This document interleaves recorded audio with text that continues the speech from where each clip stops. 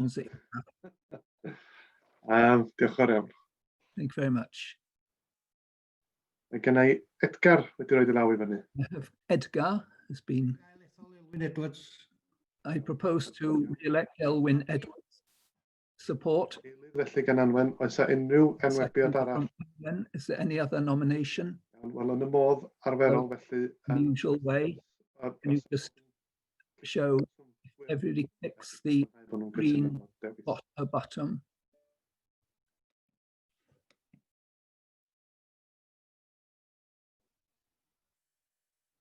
Mae o wedi I gario. And it's been carried. Thank you very much. So, Elwyn, welcome to the chair. Thank you very much. Thank you to all of you for the honour again. I hope I'll do justice and give me a tick.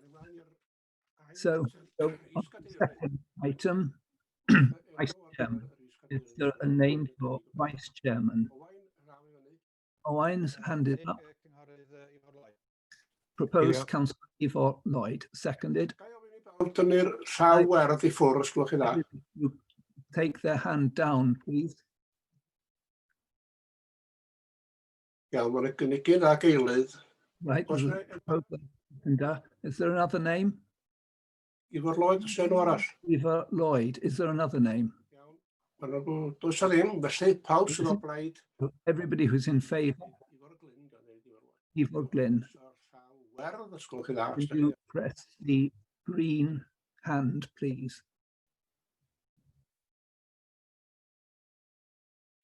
Carry. Thank you very much. Will everybody take their hands down, please?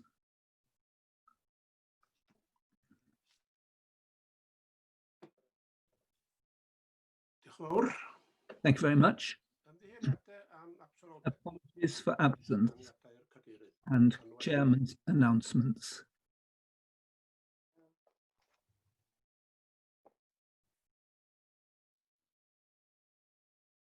We have received apology from Freya Bentham, Elfred Roberts, Gethin Williams, and Neil Martinson. I have it. Sorry, and also, sorry, I need to apologize from the head of planning, John Corley. Fine, thank you very much. Declaration of interest, anyone? Nope. Minutes? Sorry. Declaration of interest, yes. Ydy John yn clywed ni fama? Can John hear us?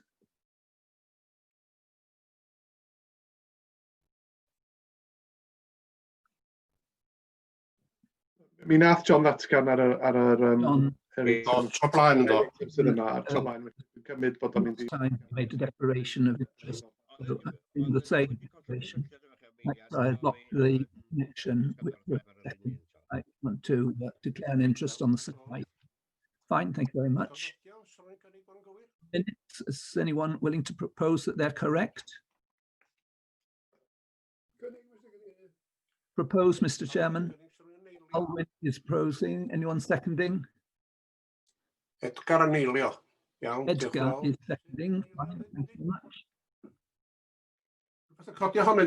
So anything arising from them?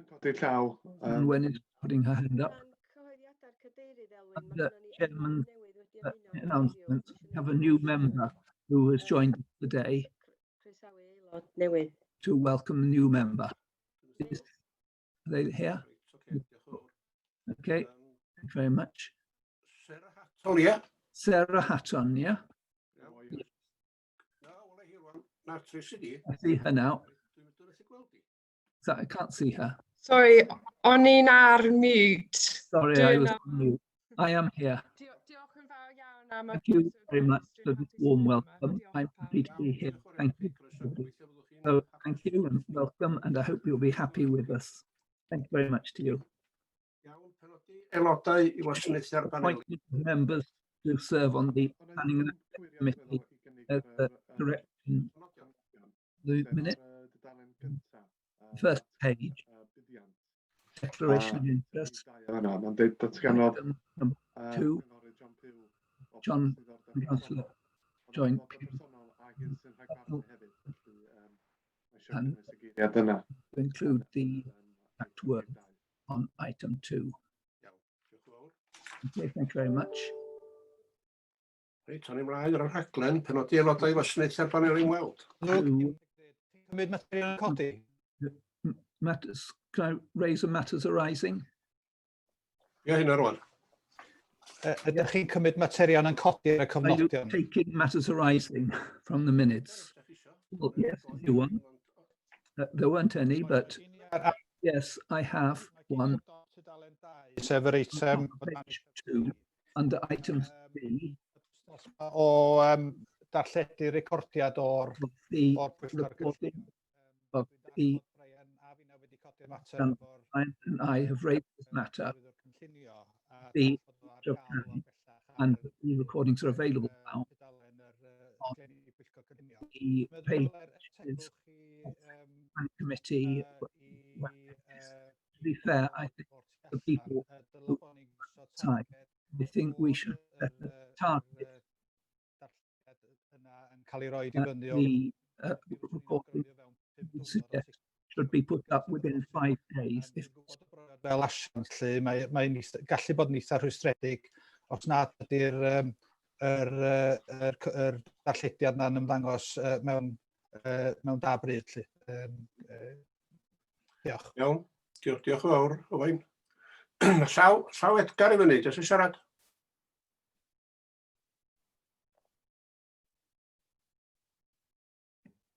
Nag oes, cynnig bod nhw'n gywir ni. Director, Oce, iawn, diolch yn fawr. thank you very much. Move on with the agenda. The appointment of members to serve on the panel, the access panel. Can I, John?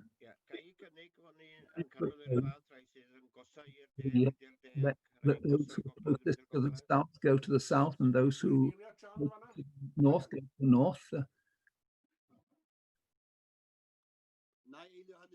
I'll second that.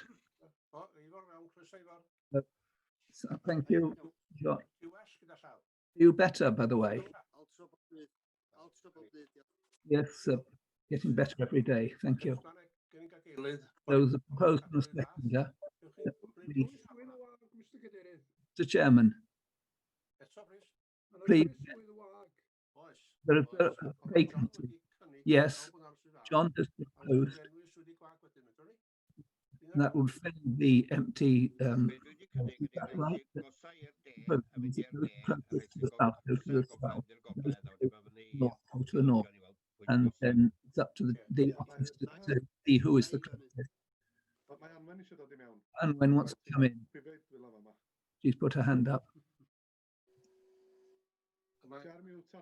We're on mute, Anwen. Mr. Tim Jones and Mrs. Sarah Hatton. Mr. Sarah Hatton are two members who want to fill the vacancy. So it needs Anwen to Sarah Mr. Tim Jones to be in the south, or Mr. Tim Jones in the south too, or do you want to swap? I'm totally happy to be in the north.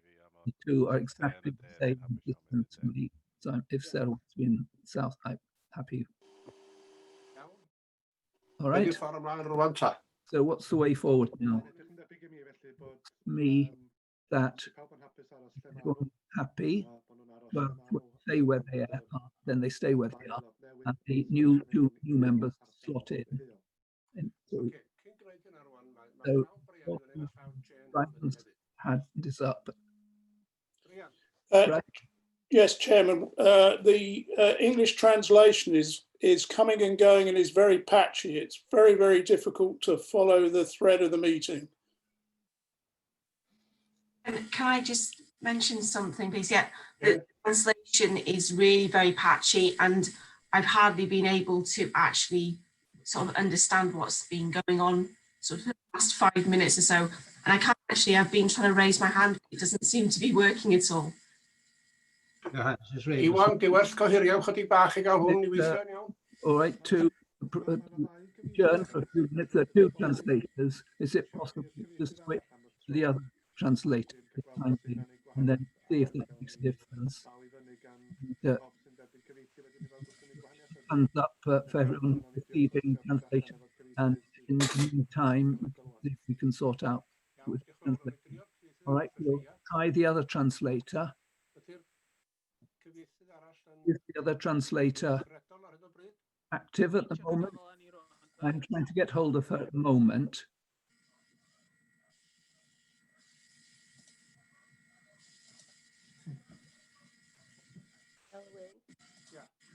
Sa chi'n gallu gadael I cynghorydd Ifo? You allow Councillor Ivo Lloyd to. No, haven't you told him? Well, thank you very much. He's just come in. Congratulations, Ivo. Thank you. Thank you.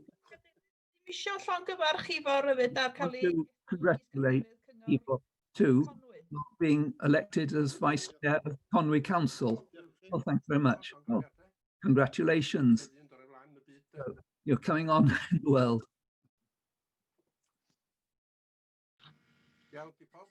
Yes.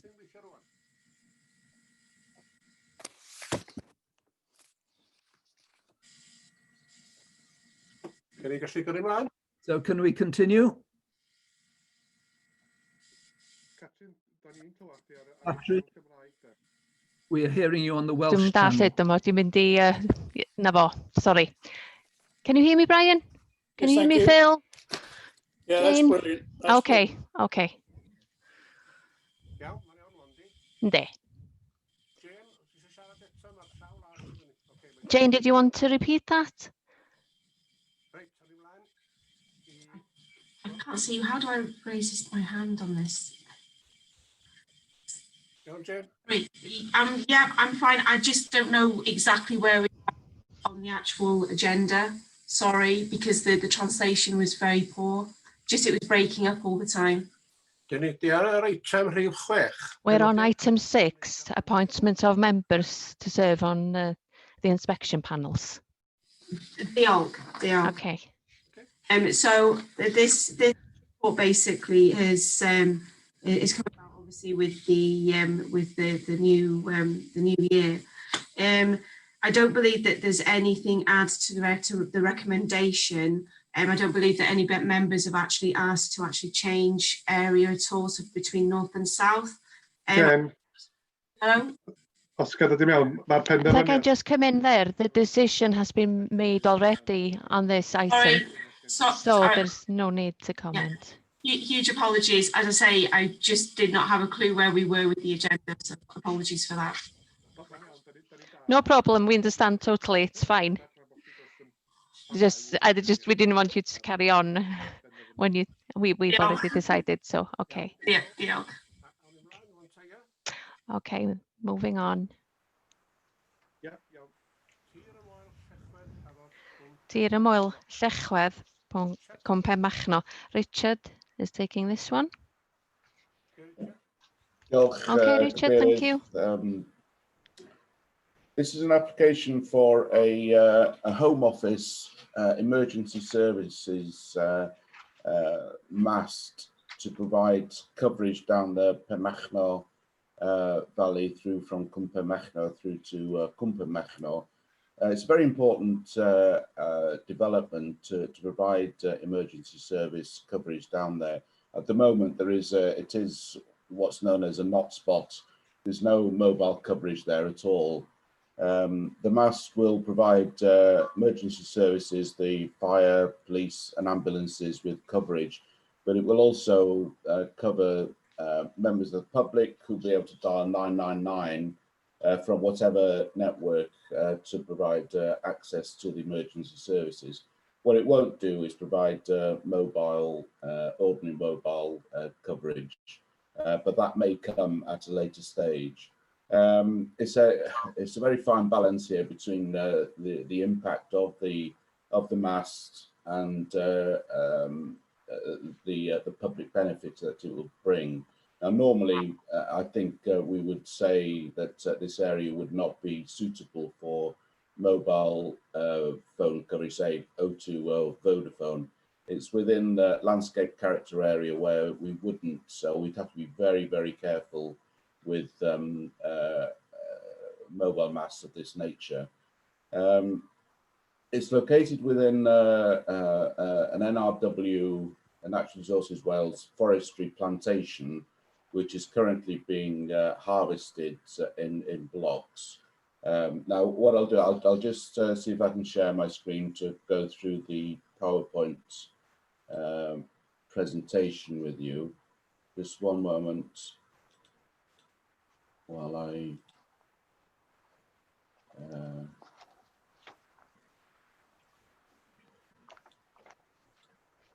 let me just see which one I'm.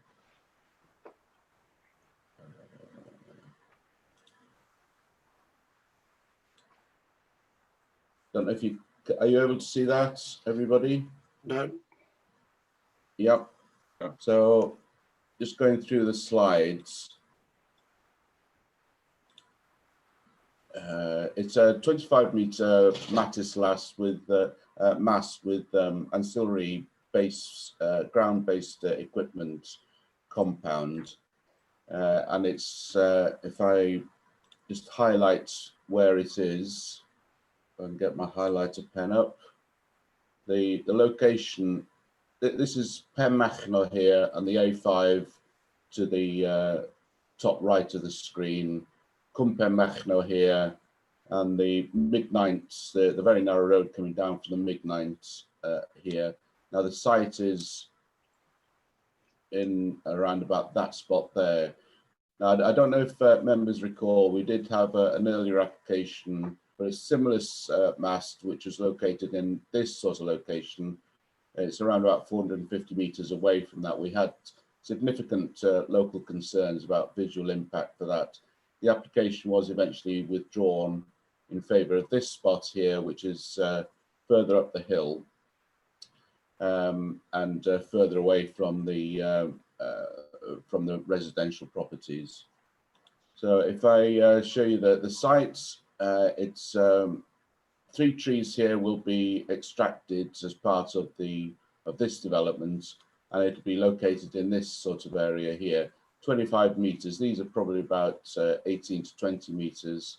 So the top end of the mast will be obviously it's got to be sticking above the line of the trees to provide the coverage.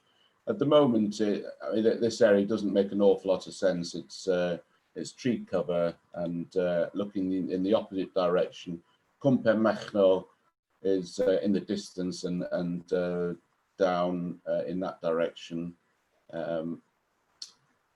Views a little bit further down from where my car was. You can see.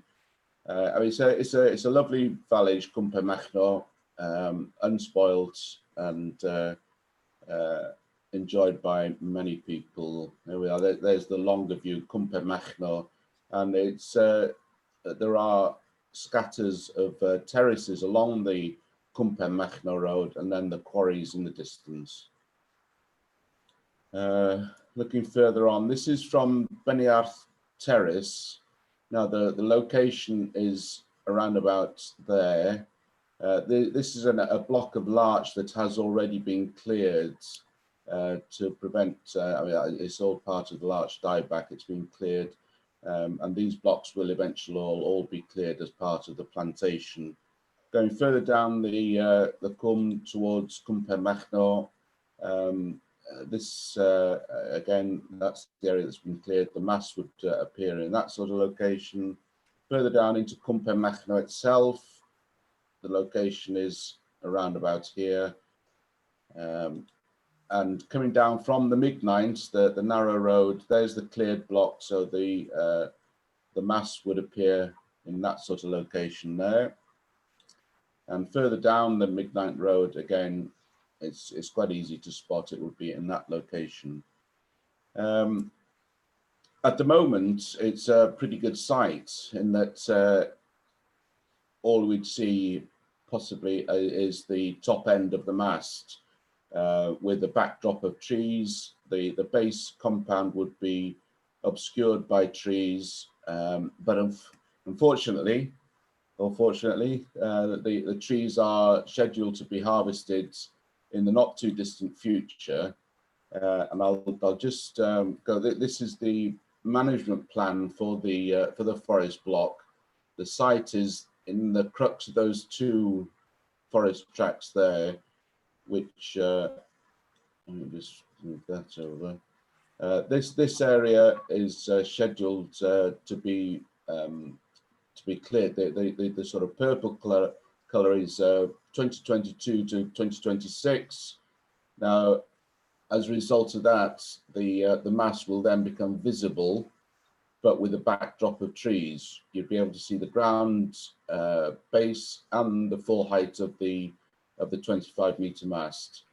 And possibly more significant will be this yellow area that will be cleared, which is to be cleared between 2032 and 2036. And the significance of that, which utilizing wireframes, with the trees gone, the mast does then become visible above the skyline, full height, as well as the ground-based compound. And that's from Beniach Terrace, which is on the east side, closest to Penmachno, and just moving down the valley towards Penmachno, it does become very prominent and above the skyline. And I mean, that's really what we are concerned about. I mean, it's a very fine balance between the public need, which is significant, that it is a hotspot, and providing the emergency services with coverage down there. There's the Penmachno cycle trails, there's the newly instigated slate trail as well as coverage for local community, local residents for emergency services. So it's a very fine balance between that public need, which we do recognise, and we've worked hard with the Home Office to provide this site. But we are taking somewhat of a precautionary approach to this development, that the public needs doesn't outweigh in the longer term the implications for the special qualities and the visual intrusion of the mast on the valley. So, I mean, what we are suggesting, which is what we suggested with the previous application, is a 10-year temporary permission. So these are the conditions that we are suggesting. Recommendation is to approve. So there's a 10-year temporary permission, which would give the opportunity for the Home Office to negotiate with Natural Resources Wales over the replanting, and it'll also enable us to monitor the regrowth in front of the proposed mast, and there is nothing wrong with them coming in 8 or 9 or 10 years' time with an application to renew their permission for a further temporary period, or even a permanent permission, depending on how the regrowth and replanting regimes progress. So that's the let me just get.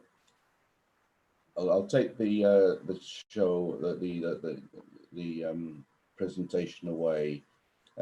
We have had agreement with the Home Office to, this came in after the report was written, that they, and I'll read to you what they said, which was, the Home Office recognised the concerns raised, but nonetheless asserts that the benefits of the proposed development significantly outweigh any potential harm.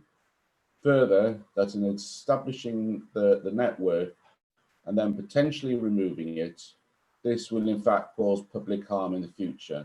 And you know, I do acknowledge that, and I think we should acknowledge that, but we are giving them the opportunity to renew the permission after 10 years. However, notwithstanding the above, this is the Home Office carrying on, notwithstanding the above, and in the spirit of working collaboratively, the Home Office accepts that NRW concerns can be resolved by written commitment to an agreement of time-limited content.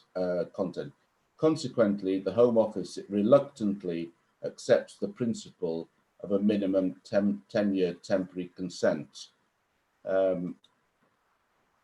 They have, the Home Office, the applicants have submitted quite detailed landscape impact analysis, which does contradict somewhat with the conclusions of the NRW landscape officer, who is our contact in terms of landscape impact for these sorts of developments. The NRW have concluded that in the short term, the impact won't be significant, which is why we're able to recommend 10 years. But after 10 years, the impact will be significant and impact adversely on the special qualities of the national park. Local objections, we've had 14 letters from local residents raising similar sort of concerns, impact on the landscape, but also raising issues of health and adverse effect on the tourism industry. And we've also had letters of support for the emergency services coverage that it will provide. We've had no responses from the local community council, so I can't report their views to you, but the recommendation is to approve on the basis of a 10-year temporary permission, and we'll be able to engage with them within that 10 years to provide a longer period if it's deemed appropriate. Iawn, diolch yn fawr, Richard. Okay, thank you very much, Richard. We do have a speaker, Yes. and I do apologise if I get the surname wrong, but I'll try. Paul Laptree, I believe. Apologies if it's not correct. We'll invite him in now.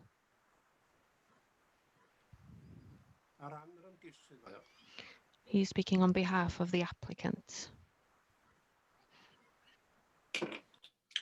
Iawn, croeso, Mr Laptree. Welcome, Mr Laptree. Your mic is on mute. Good morning. Sorry. Thank you.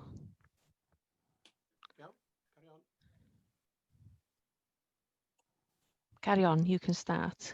I can speak, thank you. 1 second, I'll just get my screen set up. I'm going to wait 1 second. Good morning. My name is Paul Lapatry, acting as agent for the Home Office. The Home Office leads the critical infrastructure programme for the new Emergency Services Network, or ESN, with primary customers including the police, fire and rescue and ambulance services.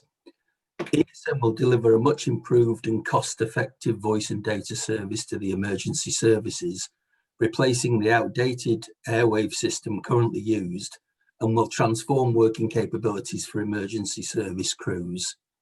The majority of ESN will be built by EE. However, for not spot areas like Cump and Mapno with no coverage at all, the government will build additional ESN sites for coverage. It should be noted sites will also be made available for sharing with the UK mobile operators to provide commercial coverage, should the operators wish to do so. The Home Office case for approval is fully set out in the planning application, but I will summarise the key points. First, the site is the optimum location, and alternative discounted options will not provide the necessary ESN coverage to the target area.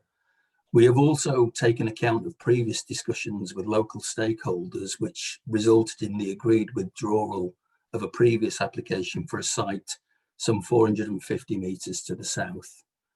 Second, the 25 or the proposed 25 metre lattice tower is the lowest height and least intrusive design available to provide the required coverage. Any smaller structure would lead to more than one site required and mass proliferation. Third, the proposed installation is carefully sited to minimise any potential impact on the landscape and the special qualities of the national park. And fourth, the potential impact from 2022 onwards, when trees will be removed, have been fully considered. While the Home Office does not agree with all NRW's conclusions, in mitigation, the Home Office reluctantly agrees to a 10-year permission, if so granted. The Home Office would also be willing to accept the other proposed conditions set out in the case officer's report. In conclusion, the Home Office believes the significant public benefits ESM will provide far outweigh any potential minor harm to the surrounding area.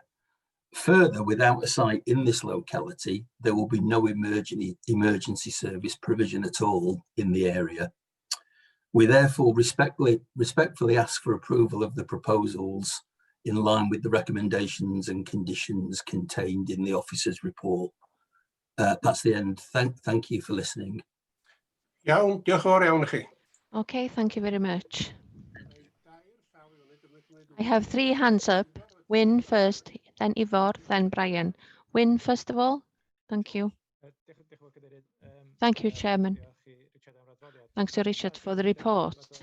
And I do accept that it's a difficult application, and getting the balance between conserving the landscape and our communities can be difficult. But in this case, I think the right decision is to permit this mast. The work has been undertaken to try and mitigate the impact as much as possible, and I am supportive of the 10-year time agreement to give an opportunity for the applicants and the NRW to undertake work in order to try and prevent any detriment to the landscape afterwards. That is, there is a possibility, I believe, to plant trees in a sensitive manner to alleviate the impact in the future. So I would propose that we accept this, approve this application in accordance with the recommendation. Proposal, do we have a seconder? John has seconded. Okay. We'll move on to the speakers. Also, can you please try to remember to remove your blue hand after you've spoken? Ivor Glyn, you're next.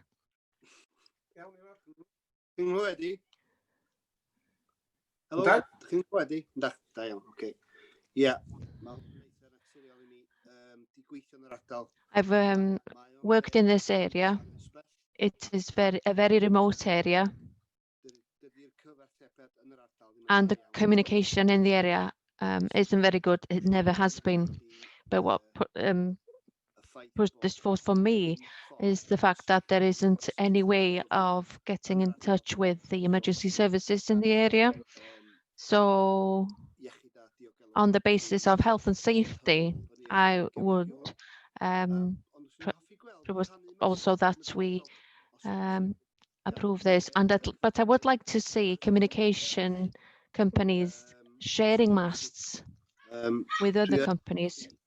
I do like the design that it's underneath the skyline and that it sits in the woods or forest itself. I know that it has been clear felling in the area, but it still sits neatly under the skyline in the landscape. So I don't have any problems with this. I would encourage everybody to support the approval of the application. Brian?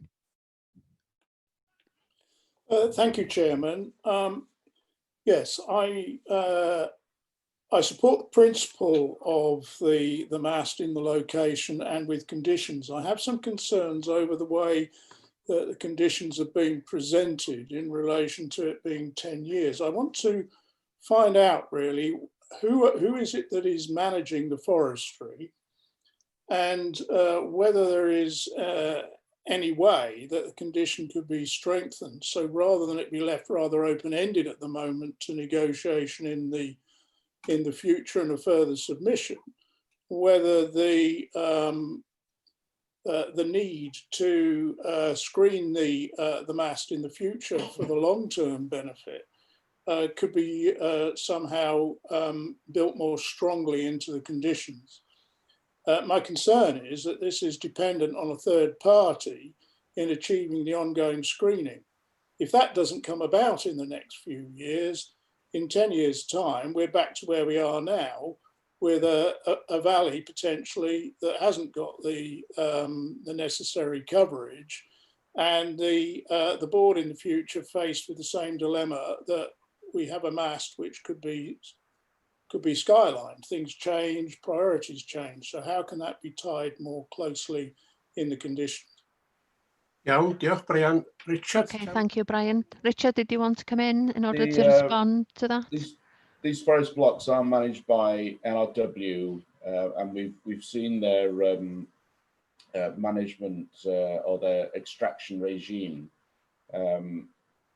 which I mean we've tried to negotiate, and it has to be said the Home Office have tried to negotiate with them to provide the screening. We haven't made an awful lot of progress on that, I'm afraid, to ensure that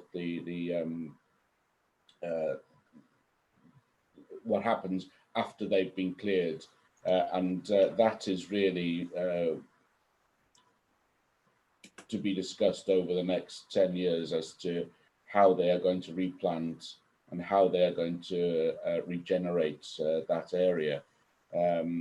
It's been a little bit of an impasse, unfortunately, with the old Forest Enterprise arm of NRW to provide that regeneration and replanting regime beyond the clearance or the harvesting period.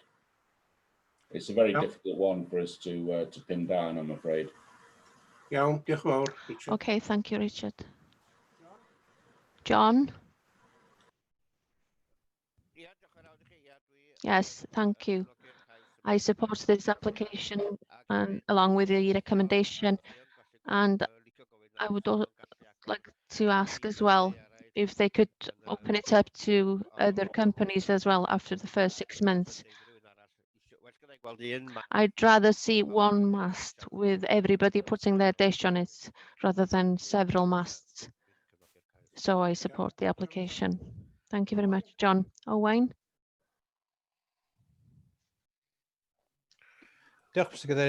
Thanks, Chairman. One of the concerns that the objectors has is that they have claimed that they've seen birds of prey nesting in the area. Goshawk, apparently. It's quite rare. And when you consider that NRW is intending to cut down the trees, what is NRW's opinion on that? And are there obligations with regard to alleviating the effects on this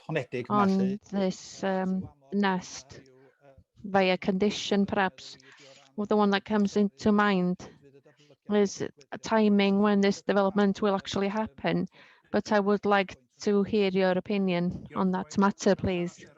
Thanks, Owen. The goshawk is protected, is a protected species through the legislation. It's very rare. The Welsh princes used to use this bird in order to hunt in the olden days. Richard, did you want to come back on that? Well, as the evidence shown, the NRW haven't raised any ecological concerns. Neither has our authority ecologist. So I have to take their advice, and they've raised no concerns. There is a biodiversity enhancement plan being submitted with this application. The opportunities for biodiversity enhancement are pretty limited because of the clearance of the trees. but they are indicating, I mean, it's really just two measures, which is creating a log pile for ground-based animals and erecting some bird and bat boxes. Nothing specific, unfortunately, for the goshawk. Iawn, diolch yn fawr. Okay, thanks. Would it be possible for you to draw the applicant's attention that that this is a rare bird that is protected and it avoid the nesting period as well? Okay, then, thank you. Alwyn. Thanks, Chairman. Congratulations on being elected as Chairman.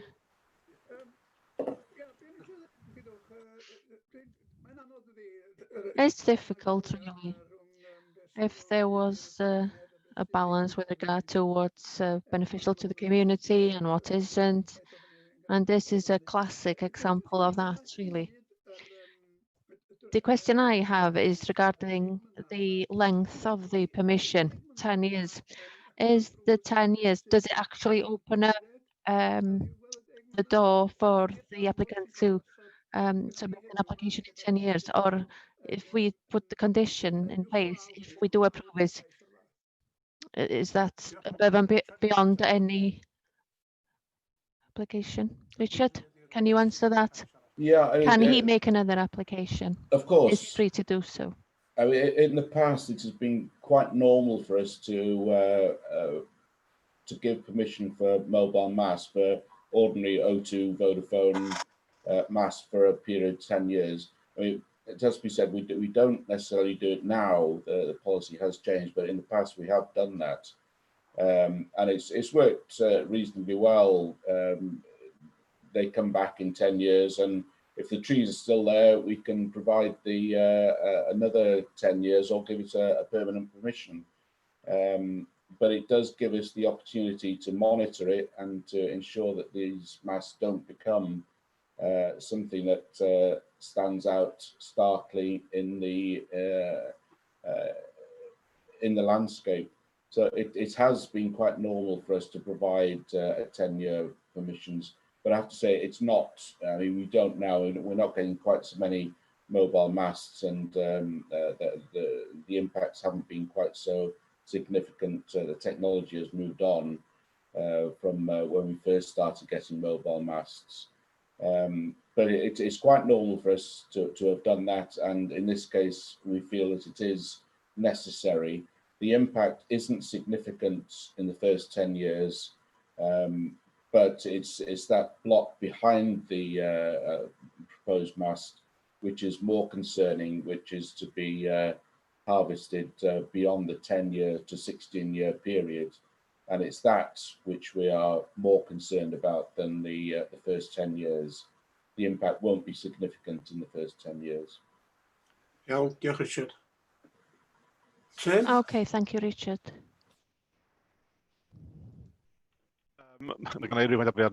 Tim? I do have some experience of woodland management with NRW. As far as the goshawk is concerned, the bird will move around, and what I'll try to do is to make sure that there are other suitable forests or woodlands around. I would ask, there is freedom in replanting schemes to have special areas that are better for wildlife and better for the landscape. And certainly, if you get the right people, get in touch with the right people in NRW, and I'm very willing to give you advice if needed, in order to replant the area around the mast, so that the trees are more native rather than these commercial conifers, because the native ones would help the wildlife and they would be better for the landscape in the long term. We'd certainly want something like that in place to make it better in the long term, rather than just having the usual regime in place at NRW. I think, Chairman, that's exactly what we're hoping is going to happen over the next 10 years. that we can negotiate, enter into negotiations with NRW and the Home Office to provide that sort of coverage. And the 10 years gives us that opportunity to get something planted in at the right time to provide that coverage, and then we may well be able to give it a permanent permission. Iawn, diolch yn fawr iawn. Okay, thank you very much. Phil Capper. Thank you very much, Mr. Chairman, and congratulations. Yeah, I'm in favour of this application on the grounds already stated by various speakers. I am a little disappointed with NRW. I would have thought a minor alteration to their logging regime might have been able to resolve this problem. They are a Welsh Government agency. They are subject to the Wellbeing of Future Generations Act. And I would put this issue as a wellbeing issue with provision of emergency services. So perhaps NRW should be reminded of their duties in that aspect. That's all I've got to say on this, Mr. Chairman. Thank you. Iawn, diolch yn fawr iawn, Phil. Okay, thank you very much, Phil. I can't see anybody else's hand up. This is your opportunity. Otherwise, we will be going to the vote now. Okay. So Wyn has proposed that we permit. Seconded. So it's permission for 10 years, of course, just to make it clear. So press the green button if you're in favour, and if you're against, the red button, please. Motion carried. Okay, everybody in favour of that? Thank you very much. We'll move on to the next one, which is 7.1. Land by the cemetery, Dinas Mawddwy, construction of dwelling. We've seen this application before.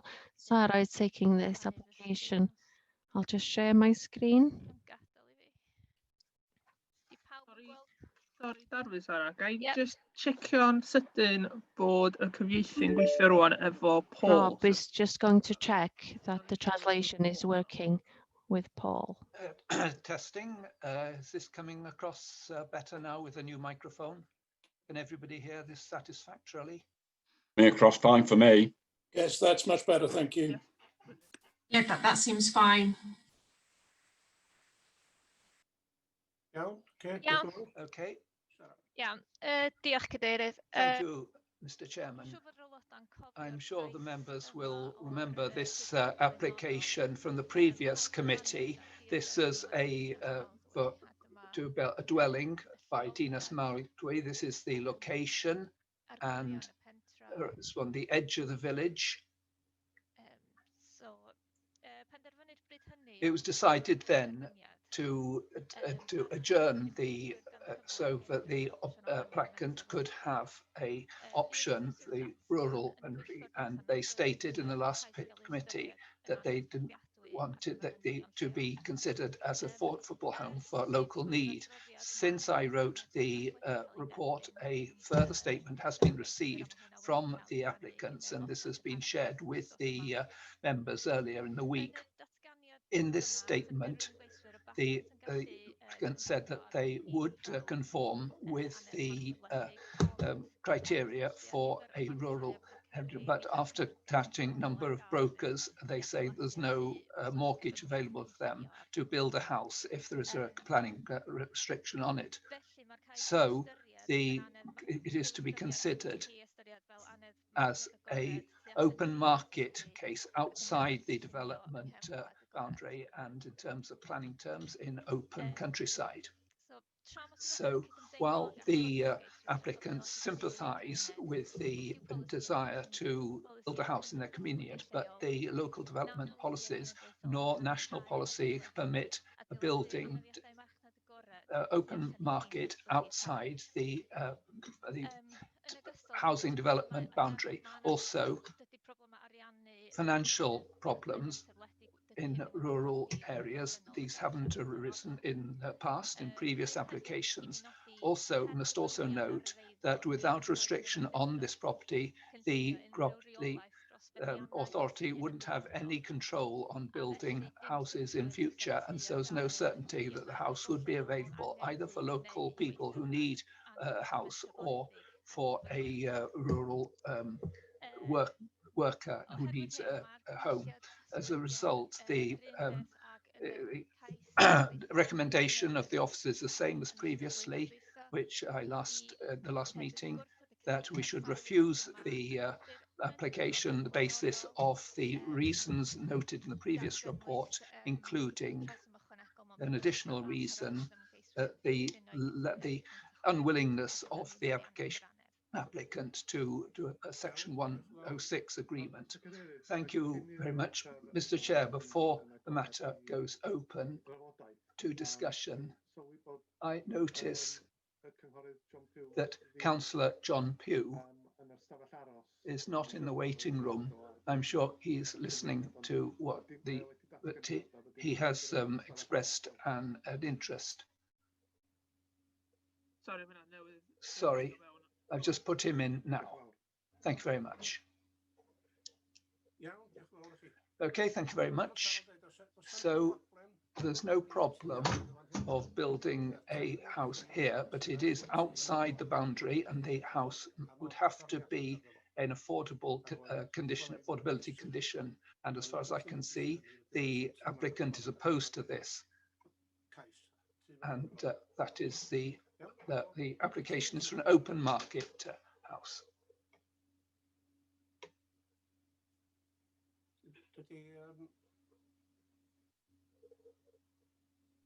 Jonathan Coley, John, her colleague, isn't here. So do you want to speak on his behalf? I can't hear. Doesn't look as if we can hear. No. He put his hand to speak. Is she? Can you hear us? Are you on mute? No. No. It seems.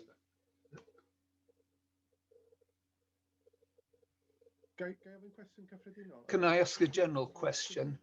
Can everybody who's hearing the translation and hearing the translator, are you hearing it properly now? Yes.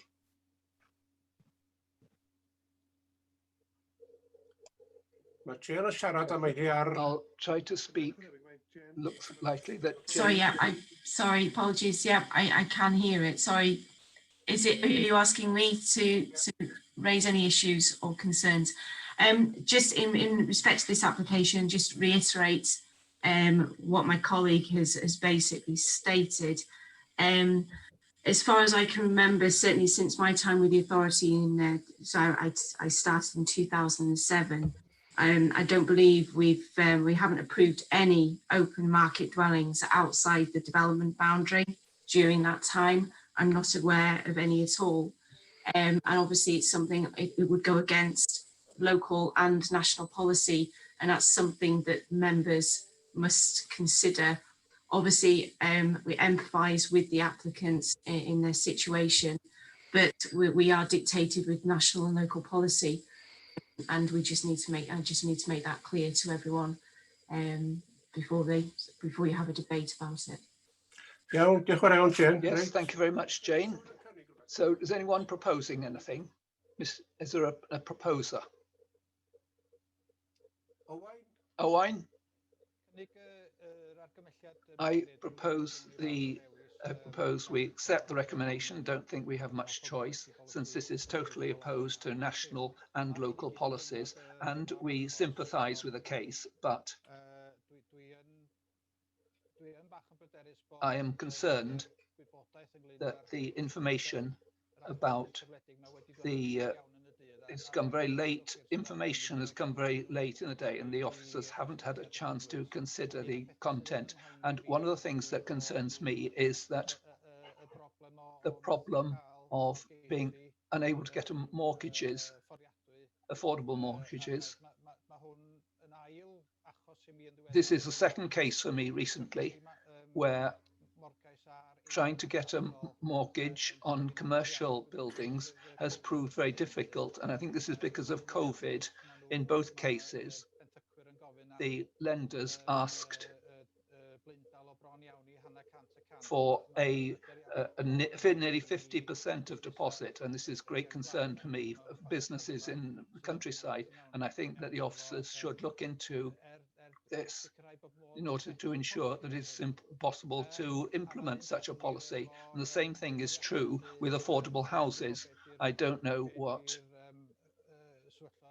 the situation is in terms of being able to get mortgages, but certainly there are a number of lenders who are willing to give loans on affordable homes. They're scarce enough before we reviewed the local development policy. I think that we should do further work on this. But to come back to this specific application, I am happy to propose the recommendation. Thank you, Owen. Is there a seconder? I'll second it. Thank you very much.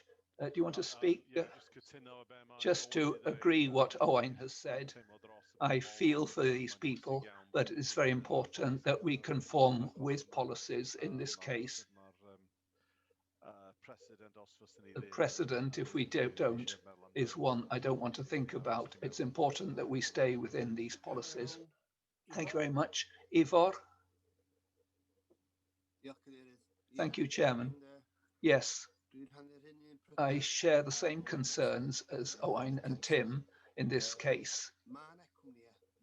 There are mortgage companies who do propose twice in Conwy. They are out there, but it's just work shopping around. So, and knocking on doors.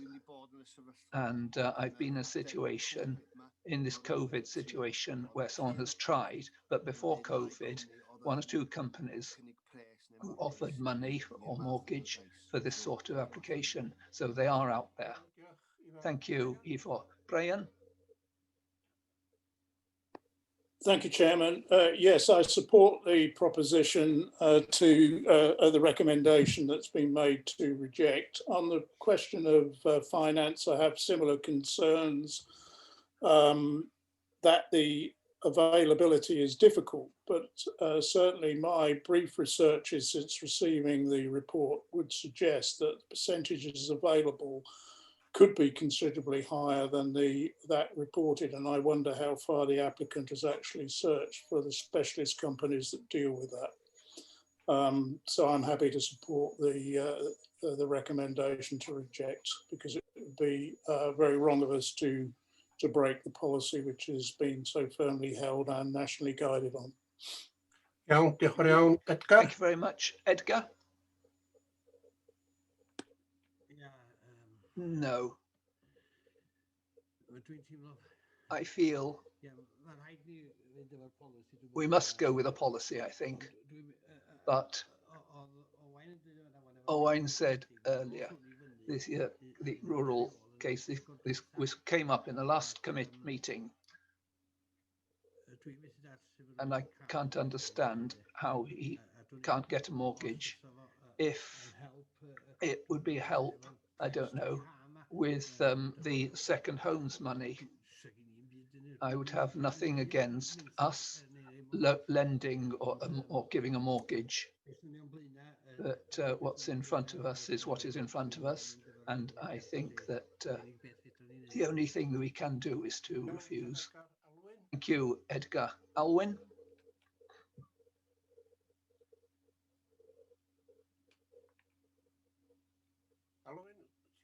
Alwyn, you got the mute on. Push the mic. There we are. Can you hear me? Sorry about that.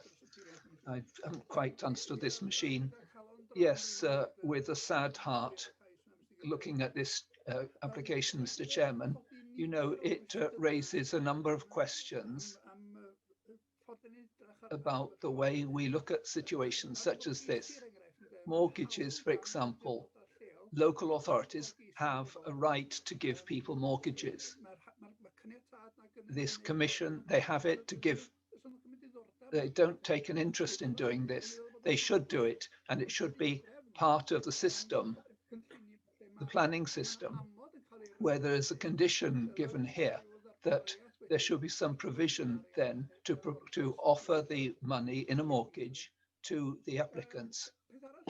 And the other thing is affordability. What affordability depends on the size of the development. It's an urban thing. In this case, we're talking about more or less, it's a farmhouse. He's a farmer, and they need more room in a 3-bedroomed house, 2 rooms downstairs. Think that there's something else to look at. The other thing is, and it has arisen in the officers' reports and in the comments of the Community Council, the Welsh language is important here. And I've been going on about this for years. Welsh is part of the plan. It should be part of the planning system. And it's not as if it happens.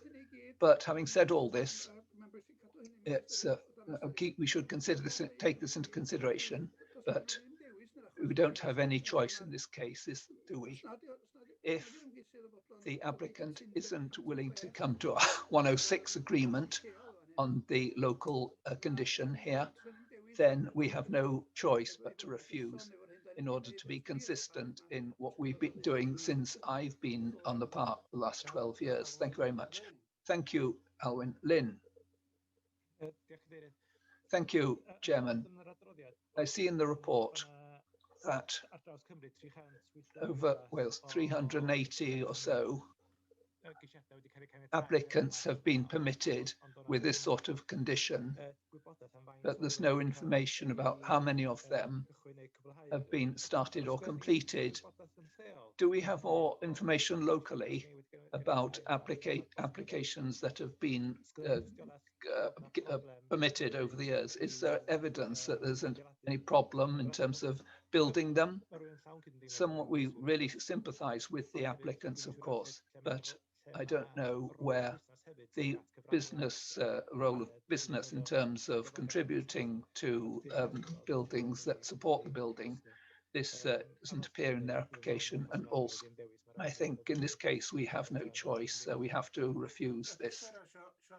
Just want to answer Wynne, Sarah. Yes, in terms of loans, there's no case as far as I've dealt with. I have no memory of a case of my colleagues that this has arisen in the past. Perhaps other problems in terms of the criteria, but not with financing a rural dwelling. As I said in the report, Welsh Government doesn't have any further information about what has been built and so on. But from my experience, this hasn't arisen in the past. Fine, thank you very much. Judith. Thank you. Yes, I acknowledge here that it's extremely difficult, but at the same time, we are facing an unprecedented period.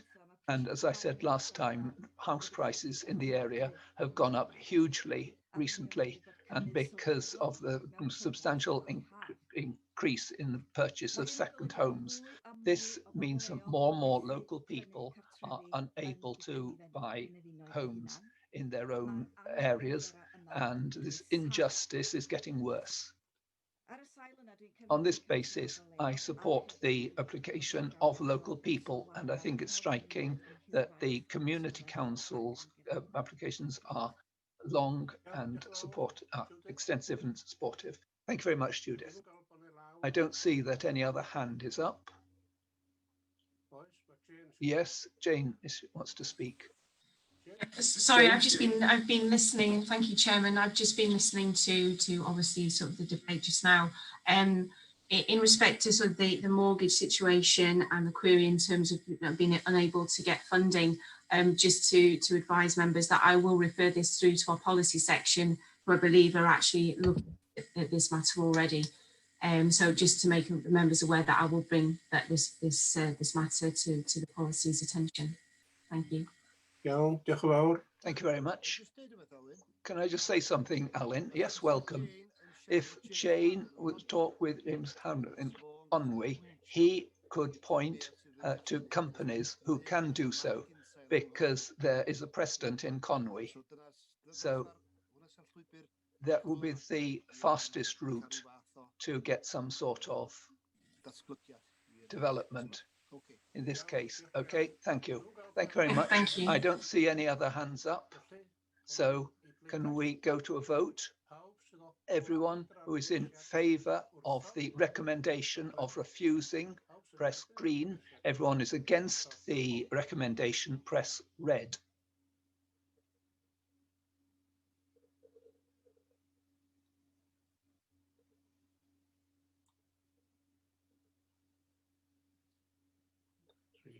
Hyn o bryd, fel mae... Can I say the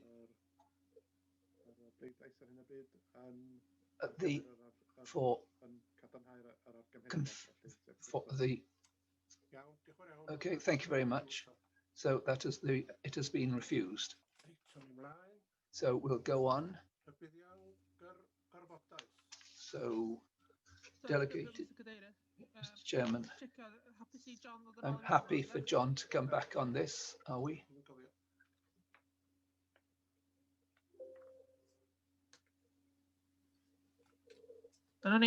John Here we are. John is back.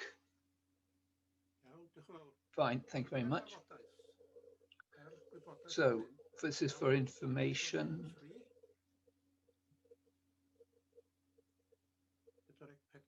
(44), 45, 46. Remember, if you have any questions on number 46, number 46. I was afraid that you go on, that's why, so come back. Yes, on 46, 13, this has been going since May 19 and 16 has been going on since March 18. I don't understand why it takes such a long time. Okay, Alice, although you're new, can you answer this? Another of the officers, Jane, do you want to answer? Okay, Jane. Hi, thank you, Chairman. In terms of the compliance side of things, obviously we've had a lot of issues with resources recently over the last sort of 18 months or so. Originally, just to remind members that originally we were actually a team of 3, and we ended up going down to just one member dealing with compliance issues. So in that time, obviously, that there has been a delay, and there's been a longer delay with some of the matters rather than others. And obviously the fact that we have got a new compliance officer, I'm hoping that we can turn this around, which I think I said in the last committee. But it is a work in progress. It is slow, and I can only apologise for that. But we are hoping to make ground on some of these very long outstanding matters as soon as possible. Yeah, Mr. Kennedy, Mr. Chair, I understand what the response says, but there's one on page 50. This goes back to 2016, and I don't know, are we allowing too much time before going on to the next step in these cases? Can I remind everybody that once you're only allowed to speak or ask a question once, all right? Thank you very much. Owain. On this point, this arose last time, understanding what sort of the progress is made from committee to committee. My suggestion is that there should be another column put into the report just to give an update. It would be easier to understand if there's been a change from the previous committee, and perhaps it would be a way to help the officers to keep account on what's happening. So I would be grateful to hear what Jane's opinion would be, and Alice on that. Okay, Jane's hand is up. Do you want to answer, Jane? Yeah, certainly it's obviously been a while now that we've had this type of report that comes to committee each time, and I've been actually speaking to Alice in respect to it, and I do think it actually needs a radical sort of overhaul in terms of how we present cases to members, and in turn it will probably assist us in terms of seeing what matters are being pursued rather more than others.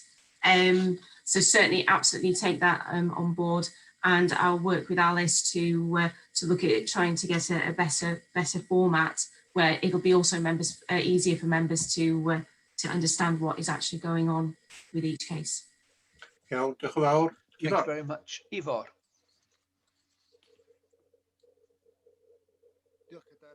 Thank you, Chair. Just a question about a general question. Sorry, it's a general question about how someone can do their work if they can't attend places because of COVID. How do you monitor something from afar? Question to Jane.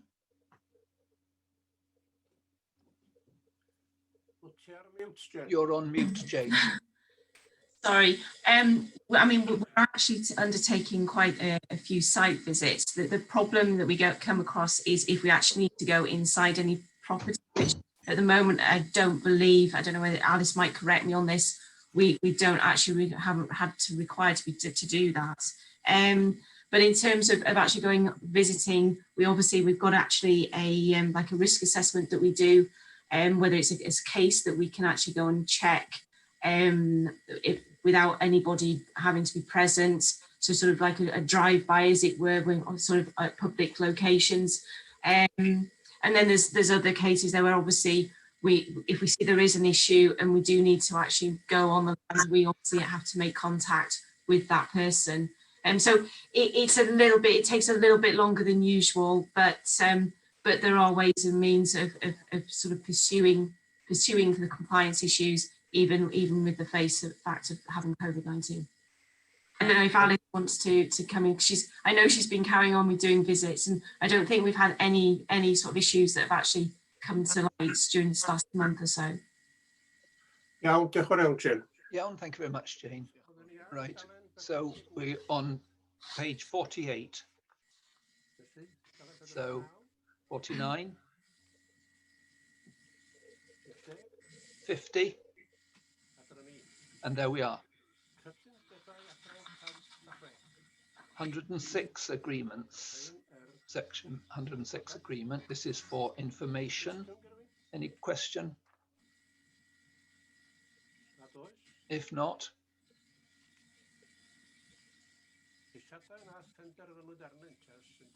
so application, so decide page 55, outstanding applications where more than 13 weeks have elapsed. This again is for information. Any questions? Page 56, 57, Brian, and then Jane. Yes, this isn't one that appears on page 56 at the moment, Chair, but it did previously, which was the Llambeda bypass. And I'm wondering what the state of that application was, as we've not, it's dropped off here, but I can't remember the state of the play with it and where we're up to with it. An answer from the officer, since it's not on the programme. Richard? Yeah, I was the officer who dealt with that one. It has now been fully approved, Chairman and Brian. The decision notice has been issued and is now presumably progressing through to pre-commencement conditions that will come through eventually, and it's up to the applicant now to get the finance and get going with it. Thank you, Chair. Iawn, diolch yn fawr, Richard. Thank you very much, Richard. 56, 57. Jane, do you want to speak? No.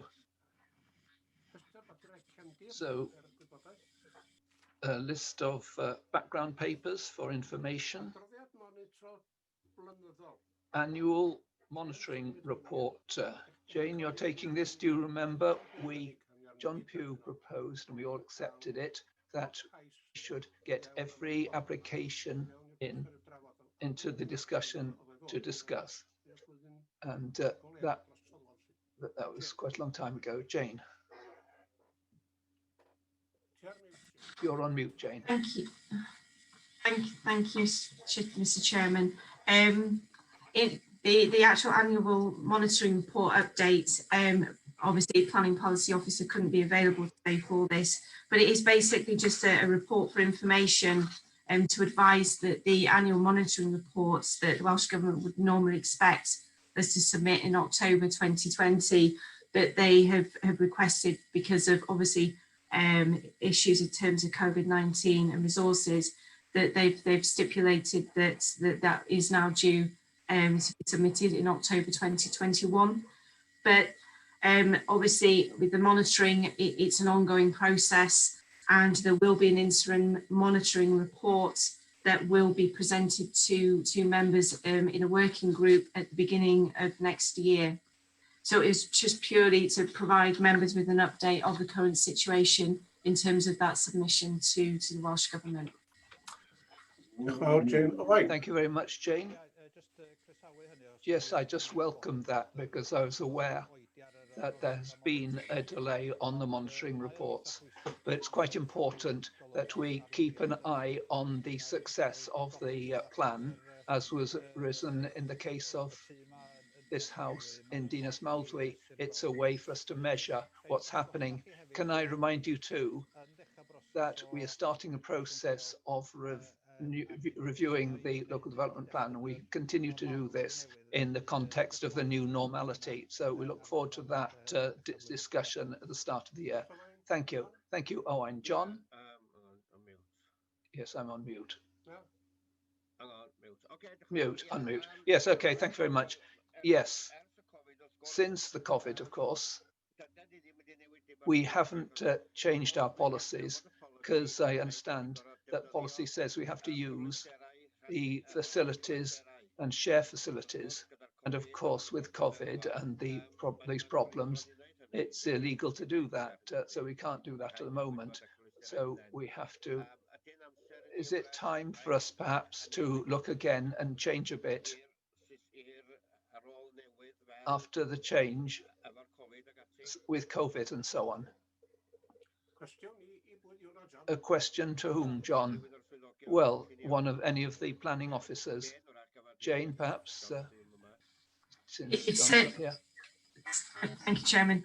Certainly, obviously, with the repercussions, obviously, of COVID-19, and also we've got the situation with Brexit looming as well, is that our policy are well aware of the issues in terms of the changes that might need to be proposed in the future.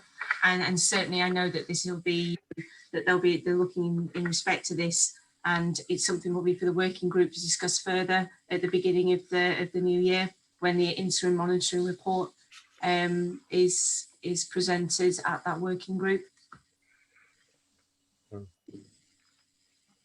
Yes, anybody else wants to speak? I don't see any hand up. Okay, everybody who notes the content, so you show, please. So green hand, red cross if you're against.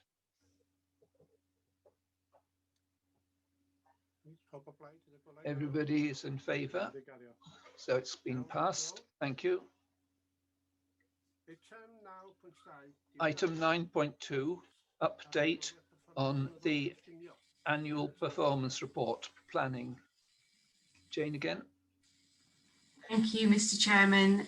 Perhaps maybe that both these reports should have been amalgamated together with the annual monitoring report and the annual performance report. It's basically to provide members with information that the same situation applies with the annual performance report, in that the Welsh Government have delayed the authority having to submit such a report for this October. And again, it will be now looking towards October 2021. However, obviously, in terms of performance, that we're still collating the relevant data for Welsh Government in terms of performance and the indicators that have been set. And these are reported in any event to members in their planning and resources, sorry, the Performance and Resources Committee. But this provides me with an opportunity, which I don't think I've actually had before, of just explaining to members exactly how the planning service has been working over these last few months with the COVID-19 situation. As you can appreciate, when we were aware that lockdown was due to come in March time, it provided us with very little opportunity to change a service that was very heavily reliant on paper, a paperless service. We basically had about 2 to 3 weeks to achieve this. And I'd like to sort of point at that, sort of make an announcement here in terms of this committee, just to thank the team for actually achieving what we did in those sort of 3 weeks when the initial lockdown came about. It wasn't an easy process. We're still struggling to some extent with some of the issues we've got. We found that when we went paperless, we're obviously all working remotely from home, that we found that applications did go down slightly, but not as much as we were expecting, which probably provided us with an opportunity sort of to sit back and have a look at sort of the ways that we were working. But then it seems recently everything is, as everybody has sort of accepted the new normal, applications and our workload has drastically increased. And we are finding that the system we had in place, it does have its flaws, and we're working hard to basically improve on those. And I just want to make members aware that is what we are doing. We know that there is issues in terms of communication. The fact now that obviously officers are not sat in the office being able to just pick a phone up, we have to transfer phones and so forth. And obviously the whole system as well, with it being electronic, it can be a bit clunky now and again. But on a whole, I think the team is doing a brilliant job. We're succeeding, and applications are being dealt with and are being processed. So it was just really to bring members, the attention of that to the members, and that the last few months hasn't been easy, but hopefully we've achieved it, and we'll continue to improve on what we've got now. Thank you. Thank you very much. Does anyone want to speak? Alwyn?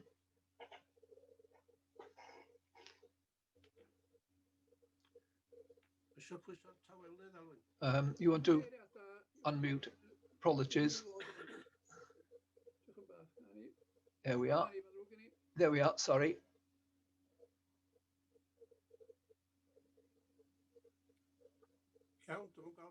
Yes, I can't see anyone wants to speak. Does anyone propose that we accept and note the report? If you do.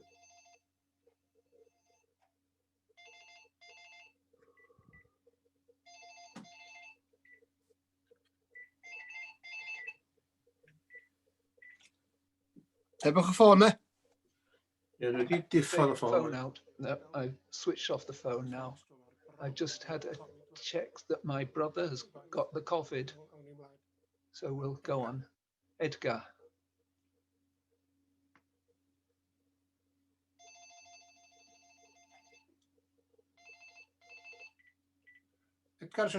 Edgar, do you want to speak? You want to press the mute. I wanted to make the proposal. Okay.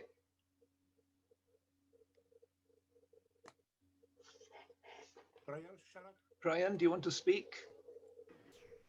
Brian, did you want to speak? I'll second that. I'll second that, and just want to add our thanks to the planning officers for working so well through the COVID to keep things moving in the way they have. Everybody in favour, therefore, can you press the green button? Everybody who's against, can you press the red button, please? Everybody in favour?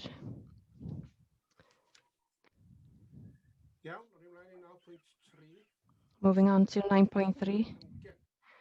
Alternative holiday accommodation. Jane, please. Thank you, Mr. Chairman. I actually haven't got any additional information or anything to add in respect to this report, other than obviously we've worked with the new policy, Development Policy 29, for a good while now, and the process seems to be running smoothly in terms of applications, and therefore just requesting that we revert back to the delegated powers in respect to these specific applications. Thank you. Okay, thanks, Jane. I'll have to apologise. I declared too early on the policy. On John Pug's request to send a message for the committee to decide. Now officers want to decide on this one. Does anybody want to propose anything in relation to this? Owain? Propose the recommendation, Mr. Chairman. If members do have any concerns, and that if they do have any valid planning reasons, then they can make a request to the planning director to have it dealt with via the delegated procedure. Otherwise, we should treat this as we treat any other application. What is your analysis of valid? Do you mean valid in terms of planning? Yes, of course, yes, planning.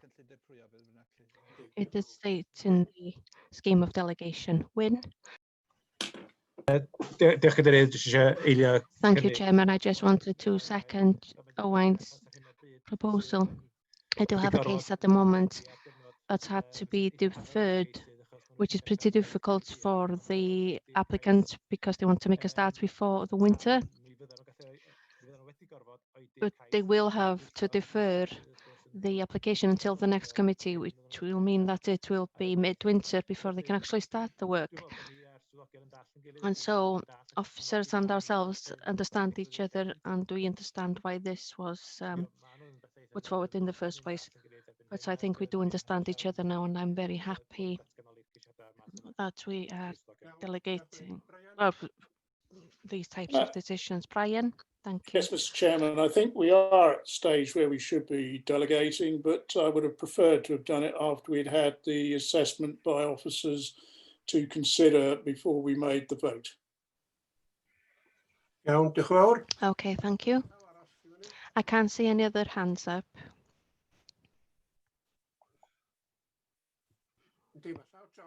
John's hands is up now. Thank you, yes.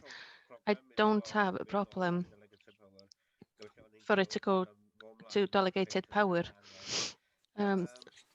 As long as we can just put it forward again if there was any.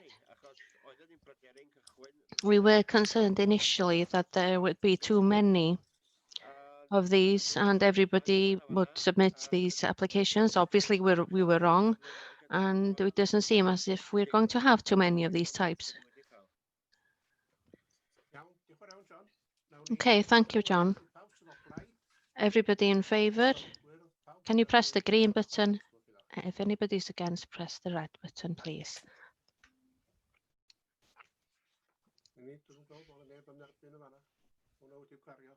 A motion carried. I can't see that anybody opposed to that.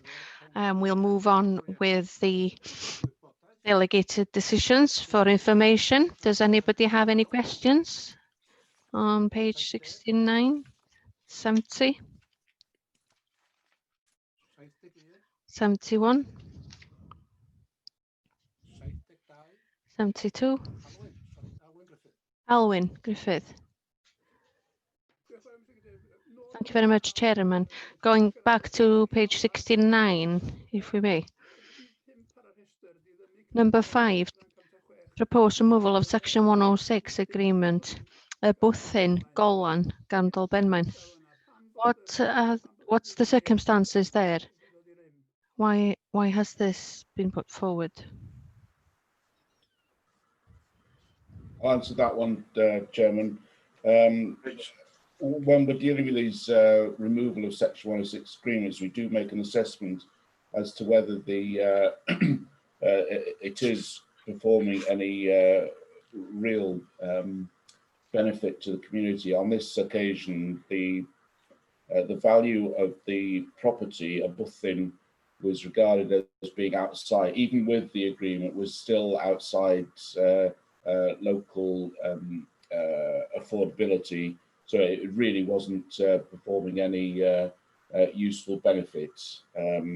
So on this occasion, we acceded to the request to remove the 106 agreement.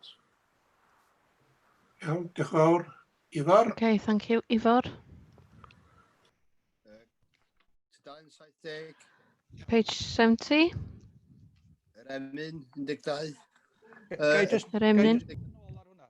Can I just come back on that one, actually? Which one? I'd like to come back and respond to Richard's comment. Apologies, Ivor, for that. I think just to add to Richard's answer, this was the old type of 106 agreement that limited it under the local person condition, and several cases have gone to the inspector and whoever refused them, including ones from this authority itself as well. Okay, thank you for that. Ivor, page 70, number 12, erection of single-storey site extension and erection of dormer and installation of roof. 10 o'clock Wyndol with Elan. It says it's been decided, doesn't say when, and doesn't note which officer either. Is there any reason for that? Jane? Thank you, Chairman. Is that number 12? Yeah, 10 o'clock when? Yep. Yes, that's right. Yes. I've got down on my records that it was the 17th of July 2020, and it was Richards that dealt with the application. Do you want to Ifor? Oh. Does that respond to your question, Ivor? Awn ni mlaen i dalen 71. Page 71. 72. 73. 4. 74. And 75. Oh, sorry, 74. Refusals on page 75 for information. Page 75, 76, 77, 78, 79, 80, and 81. I can't see any hands up. So appeal decision. Do appeals have been won? Any comments from anybody on those? For information. If not, I can thank you very much. It does say an oral presentation. Well, I've asked if anybody wants to say anything. Well, we haven't heard anything. Well, I would expect an oral report from an officer, really. Does anybody want to say anything?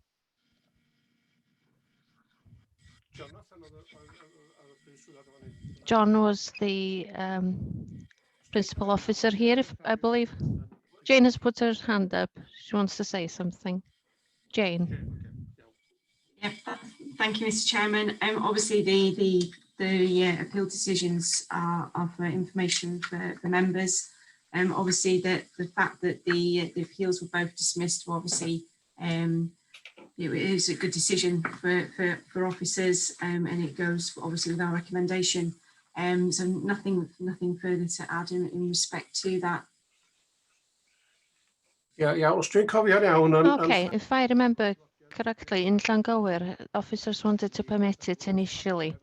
We had the site visit, Brian, myself and Elfed attended, and we decided to go against officers. It was countryside and it was refused in the following committee. It's gone to appeal and it's lost, of course. Owain, did you want to come back? Just one brief comment to draw the members' attention to quite recent development. You can see that the appeal has been partly permitted and partly refused. And so I'm not sure if this authority has been using that tool where sometimes we agree with a part of an application. It was new to me when I heard a decision from Gwynedd Council on an application. I just wanted the members to be aware of how much use is being made of that by this authority and others as well. You're talking about Rhyw Goch Harlech, aren't you? Yes, okay. Thank you. Okay, are we all finished? Does anybody want to say anything? So can I thank you all?